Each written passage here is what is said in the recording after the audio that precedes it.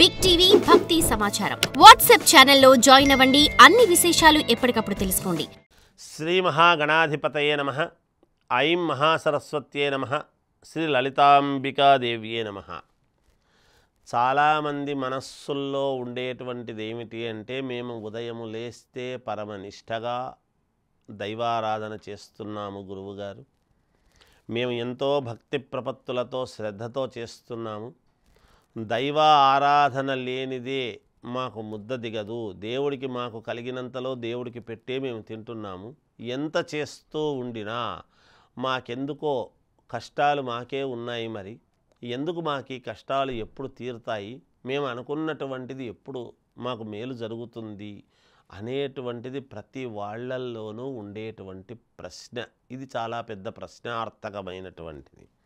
అయితే మనం ఒక్కటి గమనించాలండి, యావత్తు ప్రజానీకమంతా కూడా మనం ఆలోచన చేయవలసినటువంటిది ఏమిటంటే, ఏది చేస్తూ ఉండినా మనకు వెంటనే 1 కోటి రూపాయలు వస్తే స్వామి నీకు 1116 వేస్తాను అని కానీ, నాకు ఒక పెద్ద బ్రహ్మాండమైనటువంటి ఇల్లు వస్తే తండ్రి నేను అదేదో చేస్తాను అని, లేదా నాకు ఒక వెహికల్ వస్తే ఇది చేస్తానని, ఇలా కొన్ని భగవంతుడికి లంచమిచ్చేటువంటి వ్యవహారములో కోరికలు ఉంటాయి.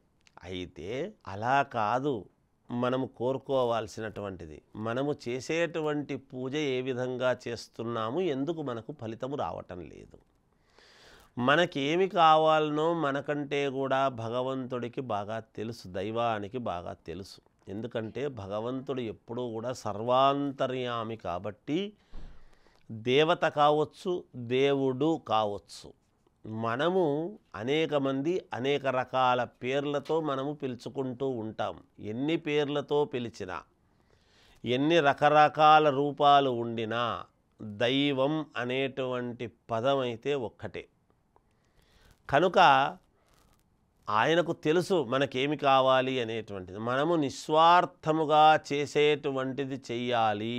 అందుకనే గీతలో శ్రీకృష్ణుడు ఏం చెప్పాడు అంటే, మనము కర్మలు చేయుట నీకు అధికారం ఉన్నది, కానీ కర్మ ఫలాన్ని కావాలనుకునేటువంటి ఇది నీకు లేదు అన్నాడు.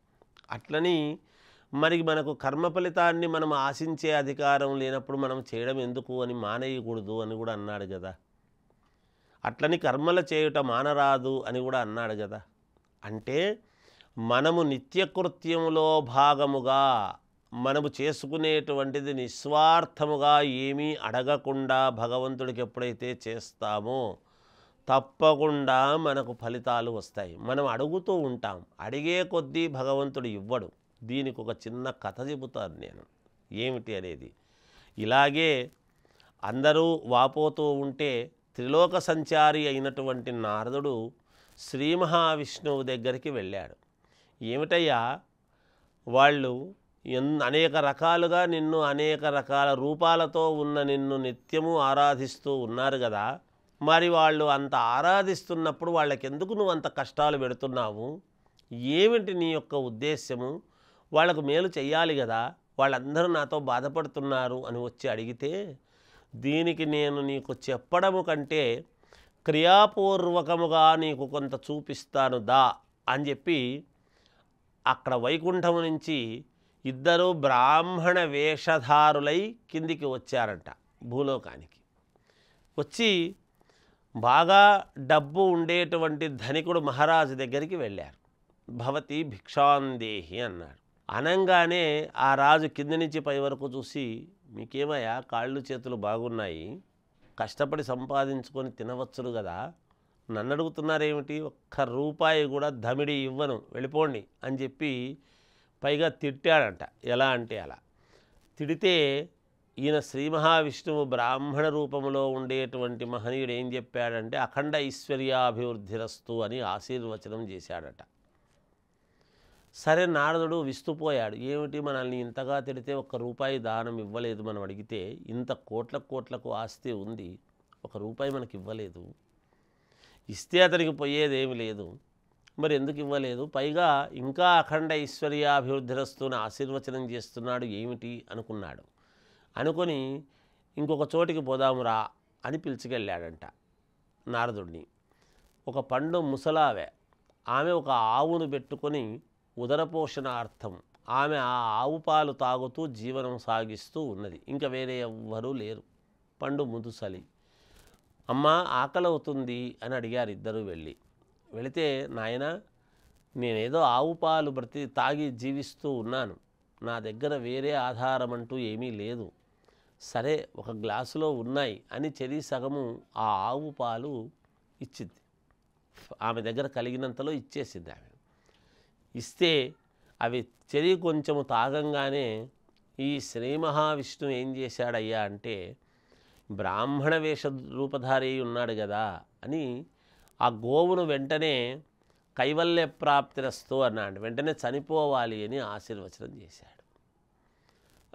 పాపం పక్కనున్నటువంటి నారదుడికి విస్తుపోయాడు, ఏం అర్థం కాలేదు అనుకొని అలా పక్కకు వచ్చిన తర్వాత, ఏమిటయ్యా నీ మాయ, నువ్వు విష్ణుమాయ అంటే ఏమో అనుకున్నాను, అంతమంది భక్తులు నిన్ను ఆరాధిస్తున్నారు, వాళ్లకు కష్టాలు పెడుతున్నావు ఏమిటయ్యా అంటే, ఆ పండు ముసలామెకు ఉండేటువంటి ఆధారాన్ని కూడా తీసేసి నిరాధారంగా చేసినావు కదా ఆమెను, ఆమె జీవితం ఏం కావాలనుకున్నావు అని అడిగితే, నీకంతే తెలుసు నారదా, దాంట్లో ఉండేటువంటి నిగూఢమైనటువంటి అర్థాన్ని చెబుతాను విను అన్నాడు.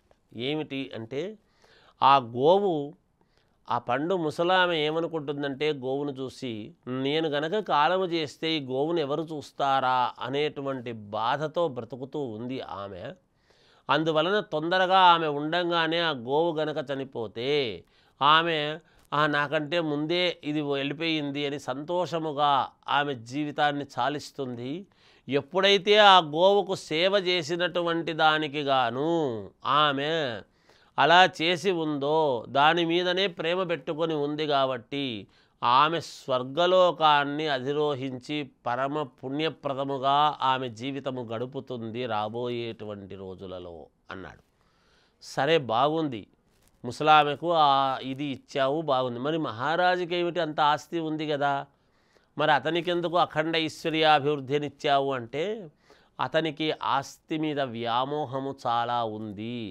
కోటాను కోట్ల రూపాయలు సంపాదించుకొని నేను వెనకేసుకోవాలి అనేటువంటి దాంతో వెనకేసుకుంటున్నాడు కాబట్టి అతను విషపూరితమైనటువంటి పురుగై ఆ ఆస్తి చుట్టే తిరుగుతూ ఉంటాడుగాక అని దాని యొక్క అర్థము అన్నా అంట. అప్పుడు బోధపడింది నారదుడికి. అంటే అష్టైశ్వర్యాలు పొంది ఉండేటువంటి వాడు, అందుకనే నిధులు నిక్షేపాల దగ్గర పాములు ఎందుకుంటాయి విషపూరితమైనటువంటివి అంటే, ఆ వ్యామోహము చావక ధనము మీద అక్కడ ఉంటాయి అని దాని అర్థం. అతన్నేమో పాతాళలోకానికి పంపించాడు.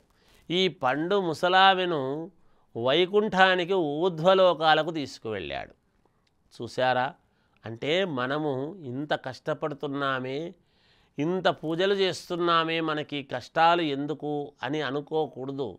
మనము చేసేది చేస్తూ ఉంటే దాని గురించి ఆలోచన చేయకుండా మనం ఎప్పుడైతే చేస్తుంటామో భగవంతుడికి, తప్పకుండా మన సంతానానికి మేలు జరుగుతుంది.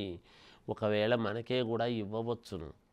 అందుకని ఏది మనకిదే కావాలి అని అడగడము కంటే అడగకుండా చేయటము వలన వచ్చేటువంటి ఫలితము చాలా ఉంటుంది అనేటువంటిది మనము ఈ యొక్క కథా సారాంశము వలన తెలుసుకోవాల్సినటువంటి విధానము అని తెలియజేస్తూ జయోస్తు. For more videos like this, subscribe Big TV channel.